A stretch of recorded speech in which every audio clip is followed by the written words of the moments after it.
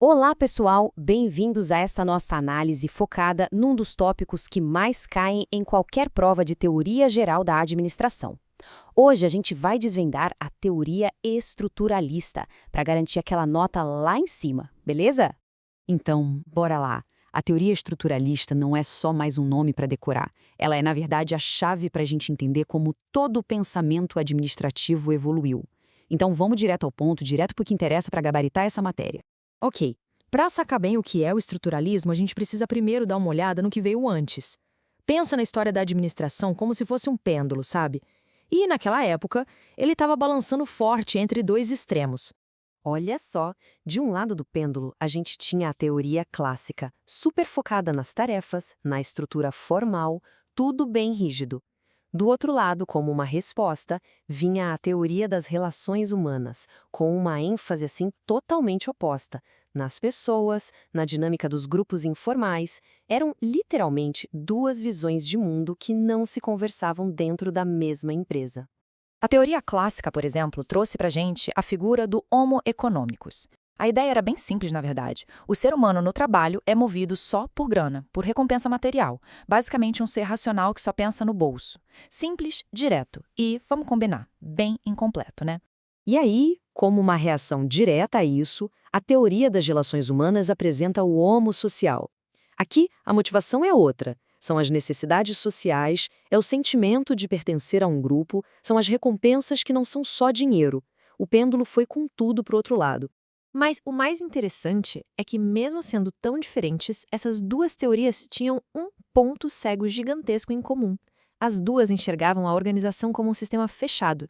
Elas simplesmente ignoravam tudo o que acontecia do lado de fora dos muros da empresa. E é exatamente aqui que a nossa estrela do dia entra em cena. A abordagem estruturalista aparece como a grande síntese, sabe? Uma tentativa de resolver essa briga, de pegar o que tinha de bom nos dois lados e, o mais importante de tudo, finalmente abrir a janela e olhar para o mundo lá fora. E qual é a grande sacada da teoria estruturalista, então? Bom, ela se propõe a analisar a organização como um todo. Chega dessa história de escolher entre o formal e o informal. Ela estuda os dois. Chega de focar só na tarefa ou só na pessoa. O foco agora é na estrutura inteira e principalmente em como ela se relaciona com o ambiente.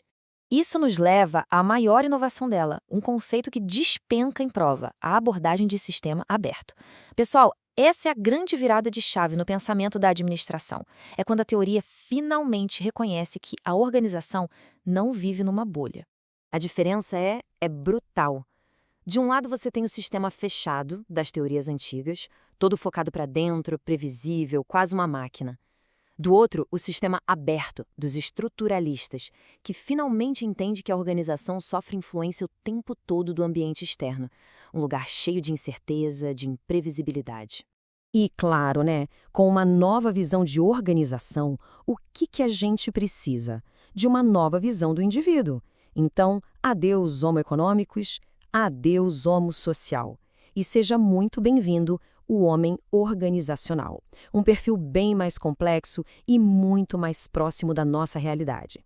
E como é esse homem organizacional? Bom, ele é flexível, ele é cooperativo, pensa no coletivo, ele não faz parte de uma única organização, ele participa de várias ao mesmo tempo. E isso é fundamental. Ele entende que precisa de uma recompensa agora para ter um sucesso maior lá na frente.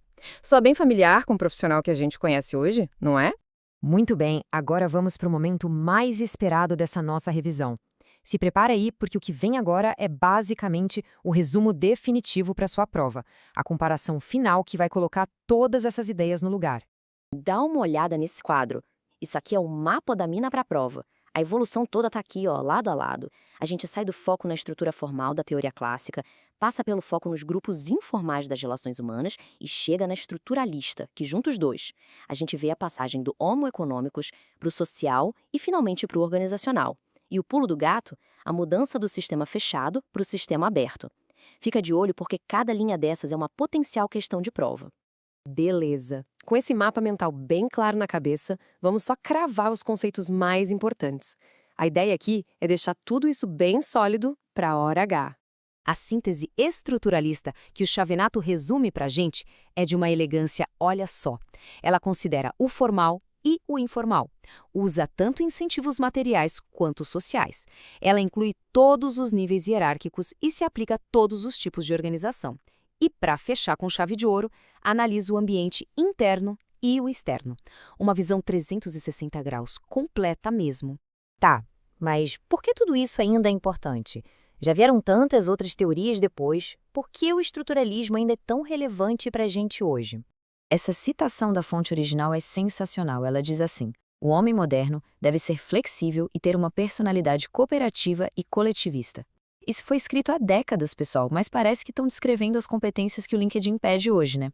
E isso tudo nos deixa com uma pergunta final para a gente levar para a vida, muito além da prova. Esse conceito de homem organizacional que tem que se virar em 1000 papéis, ser super flexível, ele ainda descreve o profissional ideal dos nossos dias? Ou a gente já está evoluindo para um novo modelo? Fica aí a reflexão.